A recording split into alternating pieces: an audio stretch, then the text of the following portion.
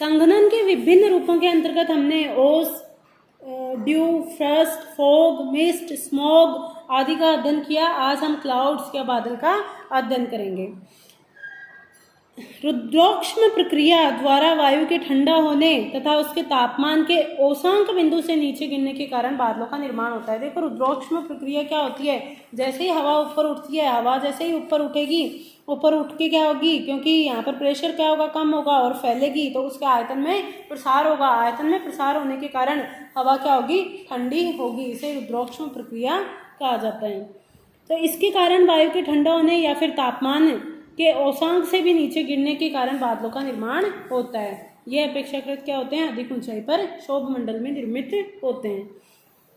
जिन मेघों की उत्पत्ति वायु की प्रबल तरंगों से यानी प्रबल संवहनीय धाराओं से होती है, उनका स्वरूप धुनी हुई रुई के समान होता है। अर्थात उन मेघों का ऊर्ध्वाधर विस्तार क्या होगा, अधिक होगा। लेकिन जिन मेघों का विकास वायु के धीरे धीरे ऊपर उठने के कारण होता है, उनका निर्माण कैसा होता है, परतों के रूप में होता है। तो अंतर्राष्ट्रीय मौसम विज्ञान परिषद द्वारा मेघों को 10 भागों में 10 जनरल्स में विभाजित किया गया है। तो अगर बादलों का वर्गीकरण किया जाए तो ऊंचाई के आधार पर मुख्यतः बादलों का वर्गीकरण किया गया है। तो ऊंचाई के आधार पर अगर बात की जाए तो 4 भागों में बांटा गया है। पहला है उच्च स्तरीय, उच्च मेघ या हाई क्लाउड।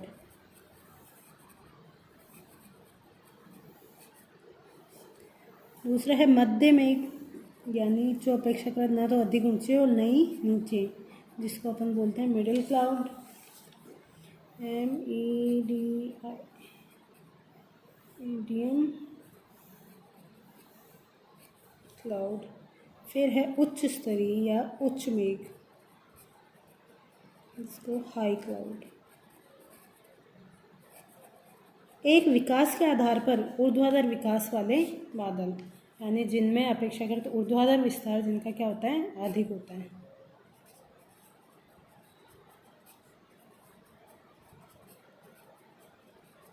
अब अगर निर्माण के आधार पर देखा जाए तो निर्माण के आधार पर बादल 3 प्रकार के होते हैं। पहला है 4 प्रकार के होते हैं। पहला है पक्षाभ मेघ, यानी ऐसे मेघ जो हमें देखने पर पक्षियों के जो पंख होते हैं उसके समान दिखाई देते हैं। दूसरे है स्तरीय मेघ, यानी ऐसे मेघ जो स्तरों के रूप में आसमान में छाए रहते हैं, यानी विभिन्न परतों के रूप में पाए जाते हैं। तीसरा है कपासी मेघ। कपासी मेघ इस प्रकार के मेघ होते हैं जैसे रुई जो होती है उस प्रकार के आकाश में अगर देखें हम तो रुई के समान दिखाई देते हैं। चौथा है वर्षी या निम्बस क्लाउड। तो वर्षी मेघ ऐसे मेघ होते हैं जिनमें वर्षा की संभावना होती है। ठीक है, तो हम पहला अध्ययन करते हैं हाई क्लाउड्स, जिनकी ऊंचाई क्या हो, 5000 मीटर से 13000 मीटर के बीच में हो, अर्थात 5 से 13 किलोमीटर के मध्य इनकी ऊंचाई पाई जाती है। और मीडियम क्लाउड की अगर बात की जाए तो 2 से 7 किलोमीटर इनकी ऊंचाई पाई जाती है। और जो नीचे वाले जो मेघ होते हैं जिनको निचले मेघ कहते हैं वो 2 किलोमीटर से नीचे पाए जाते हैं। ठीक है, तो ये इस प्रकार से ऊंचाई के आधार पर 3 प्रकार के मेघ हैं जिनकी ऊंचाई 5 से 13 किलोमीटर पाई जाती है, उनको हाई क्लाउड कहते हैं। 2 से 7 किलोमीटर के मध्य पाए जाने वाले क्लाउड्स को मीडियम क्लाउड कहते हैं। और 2 किलोमीटर से भी अपेक्षाकृत नीचे जो क्लाउड होते हैं उनको नीचे मेघ, निचले मेघ या फिर लो क्लाउड, ठीक है, क्लाउड कहते हैं जिनकी ऊंचाई 2 किलोमीटर से भी कम होती है। अब हम अध्ययन करते हैं पहला हाई क्लाउड। इनकी ऊंचाई 5000 मीटर से 13000 मीटर के बीच में पाई जाती है। इन्हें पहला है इसमें सिरस क्लाउड या फिर पक्षाभ मेघ। ये मेघ वायुमंडल में सर्वाधिक ऊंचाई पर पाए जाते हैं, अर्थात वायुमंडल में सर्वाधिक ऊंचाई पर जो मेघ पाए जाते हैं उनको पक्षाभ मेघ कहा जाता है। पक्षाभ मेघों का निर्माण, क्योंकि ये अत्यधिक ऊंचाई पर पाए जाते हैं तो वहाँ पर अत्यधिक ऊंचाई पर टेम्परेचर क्या हो जाता है, कम हो जाता है। तो टेम्परेचर कम होने के कारण इन मेघों का निर्माण हिमकणों के द्वारा होता है, क्योंकि यहाँ पर ड्यू पॉइंट क्या होता है, फ्रीजिंग पॉइंट से भी नीचे होता है। इनका रंग उजला मतलब सफ़ेद कलर के होते हैं ये लगभग, और इनकी आकृति कैसी होती है, पक्षी के पंखों के आकार की होते हैं, इसलिए इनको पक्षाभ मेघ कहा जाता है। इनसे न तो धरातल पर कोई छाया बनती है और न ही इनसे वर्षा होती है। लेकिन पक्षाभ मेघों की एक विशेषता है कि जब आकाश में पक्षाभ मेघ छाए हुए होते हैं तो ये चक्रवात के आगमन के सूचक होते हैं कि आने वाले समय में यहाँ पर मौसम बिगड़ेगा। दूसरा जो हाई क्लाउड है उसमें दूसरा है सीरोस्ट्रेटस क्लाउड, यानी पक्षाभ स्तरीय मेघ। ये मेघ पृथक पृथक ना होकर महीन व सफ़ेद चादर के समान पूरे आकाश में छाए रहते हैं।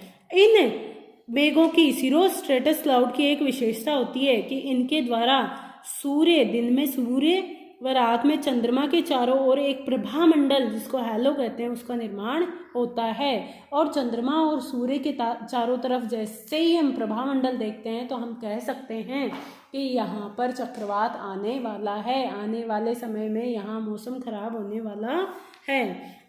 तो ये मेघ चक्रवात के आगमन के सूचक होते हैं। तो ये क्वेश्चन कई बार पूछा जाता है कि कौन से बादल जो हैं वो चक्रवात आगमन के पूर्व सूचक हैं। तो उसमें अगर पक्षाभ मेघ और पक्षाभ स्तरीय मेघ दोनों दे रखा है तो सीरोस्ट्रेटस क्लाउड अपेक्षाकृत ज़्यादा सही होगा।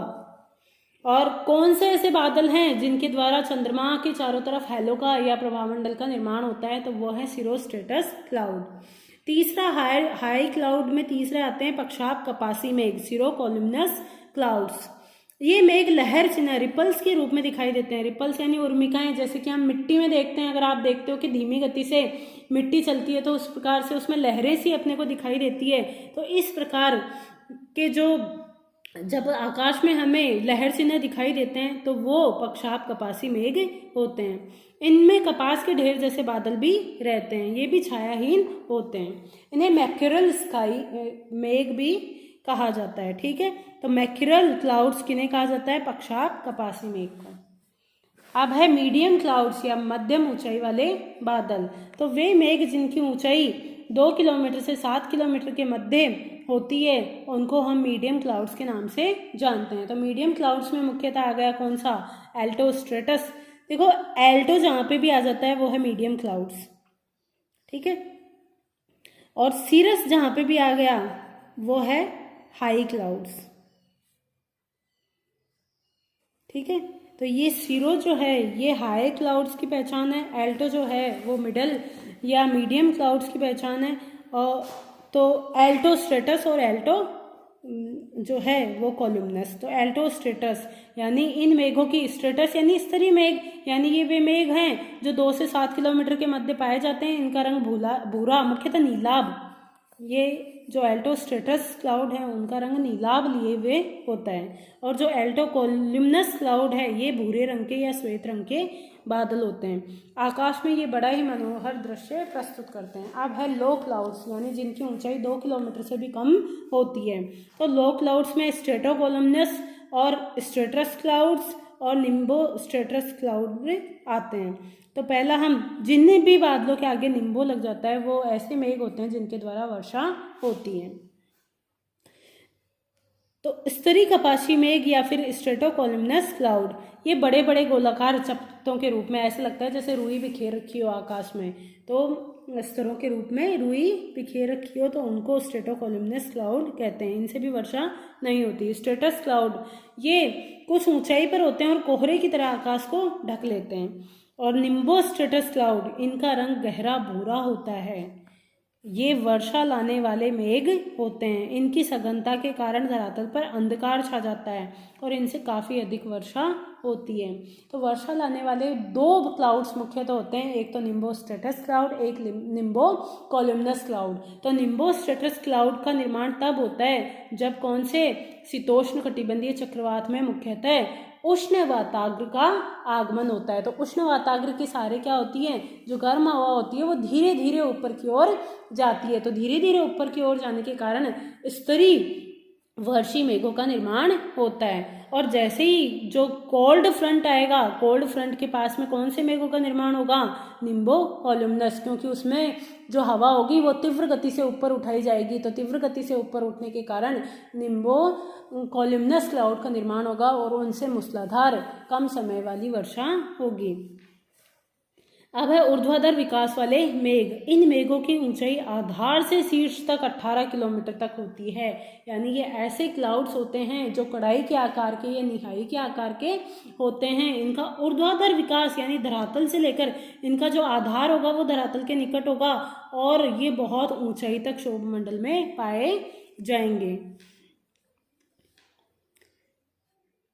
इन मेघों के शीर्ष की तुलना गोभी के फूल से भी की जा सकती है। ये मेघ धुनी हुई रुई या कपास के ढेर जैसे दिखाई देते हैं। इनसे कपासी मेघ से कई बार वर्षा होती है और जो कपासी वर्षी मेघ हैं अत्यधिक लंबवत विकास वाले मेघ होते हैं। ये पूछा जाता है क्वेश्चन कि सर्वाधिक लंबवत विकास वाले मेघ कौन से होते हैं, तो वो है निम्बो कॉलमनस क्लाउड। इनकी ऊपरी हिस्से की आकृति निहाई या एनविल शेप्ड होते हैं। मूसलाधार वर्षा, ओला, तड़ित झंझा लाना इन मेघों की प्रमुख विशेषता है। अब इसमें कुछ विशेष पॉइंट है।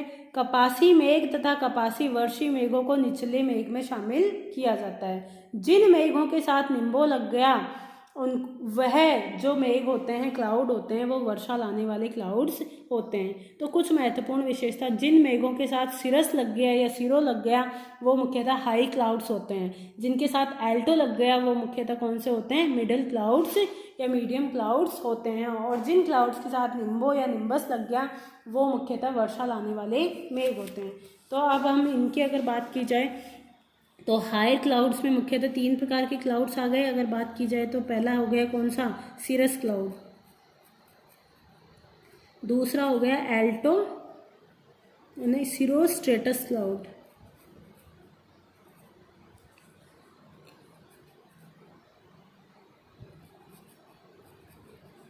सिरोस्ट्रेटस क्लाउड। फिर है सिरो कोलुमनस क्लाउड।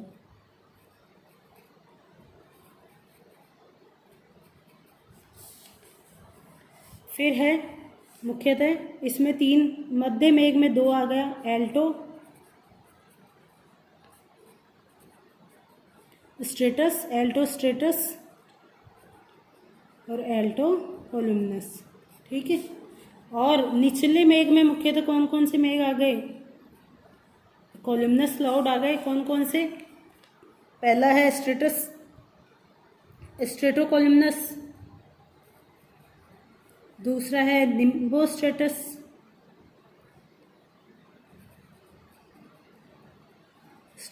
और तीसरा है कोलुमनस।